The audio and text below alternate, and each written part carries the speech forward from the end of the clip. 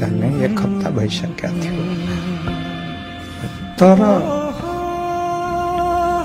दिउँसोसम्म चाहिँ आँखा भेट्न जाँदा आँखा चाहिँ हेरेको हेरे गर्ने, अनि भेन्टिलेटर आइसियूबाट पनि अनि यसो यसो चाहिँ गरेको देखिने, अनि छोरी चाहिँ अन्तिम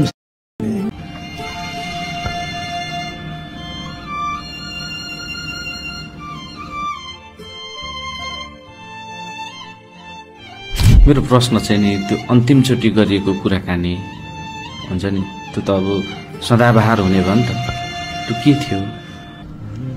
अब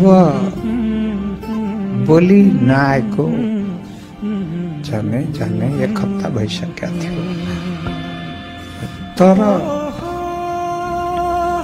दिउँसोसम्म चाहिँ आँखा भेट्न जाँदा आँखा चाहिँ